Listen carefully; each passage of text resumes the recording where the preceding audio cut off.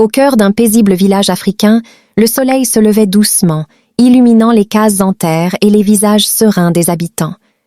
La vie suivait son cours, simple et harmonieuse, jusqu'au jour où tout bascula. Le roi, autrefois fort et respecté, tomba gravement malade. Allongé sur son lit royal, son souffle devenait de plus en plus faible. L'inquiétude gagna tout le village. Un prêtre mystique fut alors appelé. Drapé de symboles sacrés et entouré d'une aura étrange, il entra dans la case royale. Après un long moment de silence, il leva les mains et déclara d'une voix grave « Seul un artefact sacré peut sauver le roi, un œuf caché dans la forêt interdite. » Un frisson parcourut l'assemblée. Cette forêt était connue pour être hantée par des esprits dangereux. Personne n'osait s'y aventurer, et encore moins en revenir. La nouvelle se répandit rapidement. Le messager parcourut le village en criant l'annonce, mais partout, la peur dominait. Les villageois murmuraient, hésitaient, aucun volontaire. C'est alors qu'un jeune homme s'avança. Arnaldo, un jeune chasseur orphelin. Il n'avait ni richesse, ni statut, seulement du courage et un cœur déterminé. Ayant grandi dans la solitude et la pauvreté, il connaissait déjà la dureté de la vie. Cette fois, il fit un choix. Il partirait. Avant son départ, son regard croisa celui de la princesse. Silencieuse, majestueuse, elle semblait inquiète, mais aussi pleine d'espoir.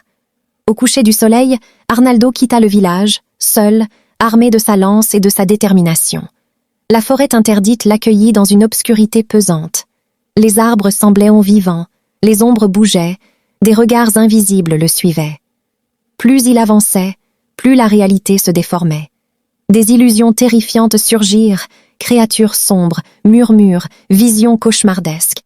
Mais Arnaldo résista. Il refusa de céder à la peur.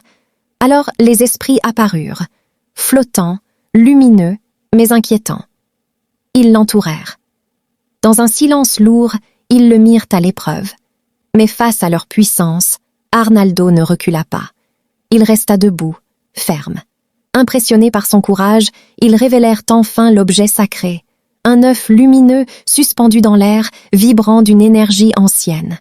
Mais avant de le lui donner, les esprits l'avertirent. Ce pouvoir sauvera, mais apportera aussi la vérité. Arnaldo prit l'œuf et repartit.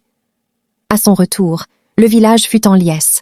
Tous acclamèrent le jeune chasseur. Il avait réussi l'impossible.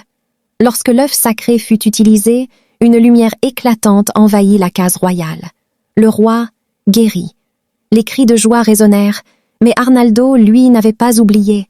Il s'avança vers le roi et réclama sa récompense. Le silence tomba. Le visage du roi changea. Son regard devint froid, et soudain, dans une colère inattendue, il le pointa du doigt. « Tu n'es qu'un pauvre chasseur, tu n'es pas digne de réclamer quoi que ce soit. Quitte ce village et ne reviens jamais. » Le choc fut total. Les villageois restèrent silencieux. Personne ne bougea. Trahi, humilié. Arnaldo serra l'œuf contre lui, puis sans un mot, il tourna le dos. Seul, sous le coucher du soleil, il quitta le village, laissant derrière lui ceux qui l'avaient sauvé.